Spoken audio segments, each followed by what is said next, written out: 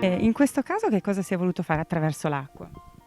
Ma il messaggio è molto semplice, sia l'Avis che l'ADMO hanno voluto proporre un'azione molto facile, e cioè come è facile bere l'acqua nei nostri parchi, avvicinandosi alle fontane, vicino si potrà leggere la possibilità di donare sangue, la possibilità di donare midollo osseo, tutte azioni che servono per le persone che hanno bisogno, servono a salvare vite e servono anche a sentirsi più partecipi e più attivi nella nostra città.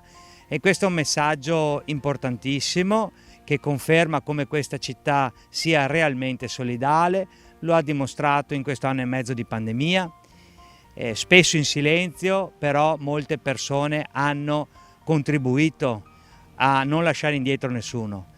E anche questo è un messaggio che oggi vogliamo con forza proporre nei parchi, perché è nei parchi che arrivano i nostri ragazzi, le famiglie, e quindi sono luoghi frequentati dove possiamo dare a tutti un messaggio di partecipazione.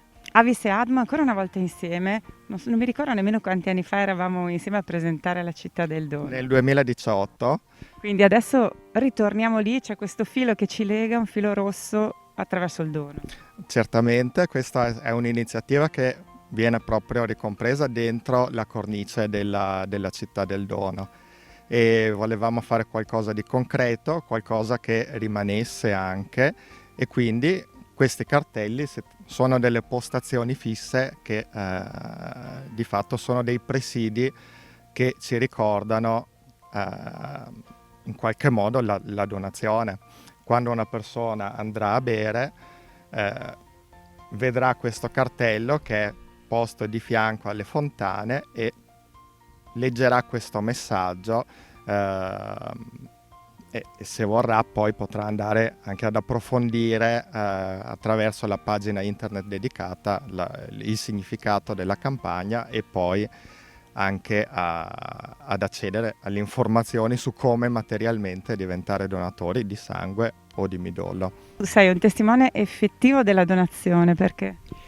Sono donatore dell'Avis da tanti anni. Ho avuto la possibilità quest'anno di essere donatore anche ADMO, cioè con il midollo osseo, diciamo attraverso sangue periferico. E per aiutare. Chi hai donato, lo sai? Tutto anonimo, e secondo me questo è anche il valore bello. Noi non siamo donatori a qualcuno che conosciamo, ma donatori per qualcuno che sappiamo aver bisogno, e questo è importante. In questo modo tu hai fatto anche l'esempio per tanti giovani, ti hanno chiesto, li hai coinvolti? È successo sì che quando la notizia si è saputa, in molti mi hanno scritto e diversi giovani mi hanno chiesto anche come fare e quali contatti prendere. Molti mi hanno detto: ci ho pensato, ci sto pensando da tempo, ma non ho mai fatto il passo di iscrivermi, e spero che abbiano trovato un po' il desiderio di fare anche questo ultimo passo importante. Da donazione a donazione tu hai donato la grafica, che cosa significa? Ce la spieghi? Ho inserito insieme i due elementi su questa sagoma, quello del dono, quindi con un cuore ho valorizzato il punto dove c'è di solito il prelievo, e dall'altra parte l'acqua ovviamente, e volevo con questa sagoma valorizzare la semplicità di queste due operazioni. Sono volontario da una decina d'anni, anche di più. E sei anche donatore effettivo? Sono anche donatore effettivo, sì. Hai donato? Io ho donato nel 97, quindi in epoca preistorica. Ho donato sì nel 97. E oggi sei qui proprio per raccontare un po' la tua storia e per cercare di trovare altri giovani? Oggi sono qui per dire che se ci impegniamo riusciamo. Scusa, io ho anche un'altra storia.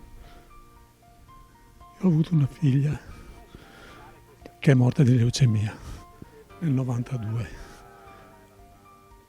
I donatori erano 6.000 in Italia, adesso sono 350.000. Poi il caso ha voluto che gli ho donato io il midollo, ma non è andata bene. Poi il caso ha voluto che mi chiamassero per un'altra persona. Dopo 5 anni che ovviamente ho detto di sì. E poi sono rimasto legato all'Admo. Sì, ho cominciato a frequentarli, sono andato nelle scuole, eccetera. Adesso sono stato sostituito dai giovani perché è più efficace se lo dicono loro, che serve donare, però insomma lo dico anch'io.